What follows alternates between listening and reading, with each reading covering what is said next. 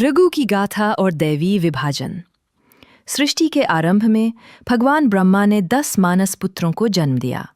उनके मानस पुत्र, जिन्होंने ब्रह्मांड को आकार दिया, उनकी त्वचा से ही ऋषि भृगु प्रकट हुए, जो अपार ज्ञान के दृष्टा और पूजनीय सप्तर्षियों में से एक थे।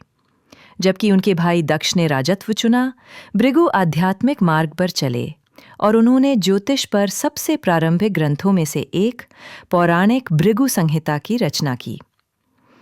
भृगु ने दुर्जेय काव्य माता से विवाह किया और उनके पुत्र शुक्र को महानता के लिए नियत किया गया। उसे शिक्षित करने के लिए भृगु ने शुक्र को अपने भाई ऋषि अंगिरस के पास भेजा। वहां शुक्र ने अपने चचेरे भाई बृहस्पति के साथ अध्ययन किया।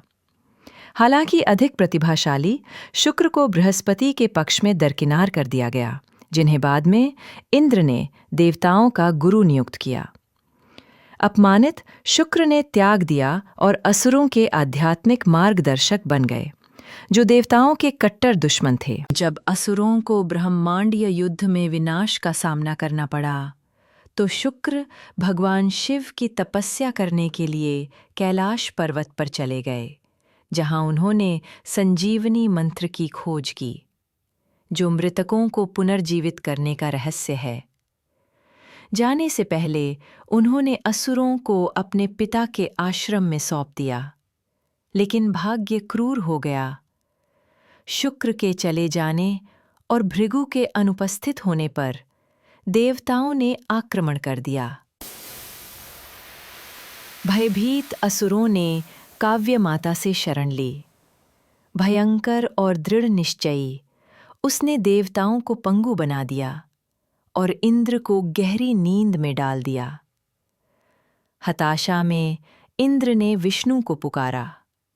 ब्रह्मांडीय व्यवस्था की रक्षा के लिए विष्णु ने सुदर्शन चक्र चलाया और काव्य माता का सिर काट दिया। जब भृगु वापस लौटे और अपनी पत्नी को मारा हुआ देखा, तो दुख क्रोध में बदल गया। उन्होंने विष्णु को बार बार पृथ्वी पर जन्म लेने, नश्वरता का दर्द सहने और अपनी प्रेमिका से अलग होने का श्राप दिया। इस तरह विष्णु के कई अवतारों का भाग्य तय हो गया। विडंबना ये है कि भृगु ने अपनी ही बेटी लक्ष्मी, भार्गवी को श्राप दिया था कि वो अपनी दिव्य पत्नी से कई जन्मों तक अलग रहेगी। इस बीच शुक्र की बढ़ती शक्ति से भयभीत इंद्र ने अपनी बेटी जयंती को उसे बहकाने और उसकी तपस्या को भंग करने के लिए भेजा। लेकिन जयंती इस योजना से विमुख होकर शुक्र की भक्ति के साथ सेवा करने का विकल्प चुनती है। 1000 साल बाद भगवान शिव ने शुक्र को संजीवनी मंत्र दिया। शुक्र ने आभारी होकर जयंती को वरदान दिया। उसने उनसे विवाह का प्रस्ताव रखा।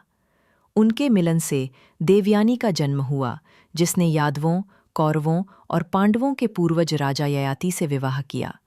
इस प्रकार ये कहानी महाभारत के मूल से जुड़ जाती है।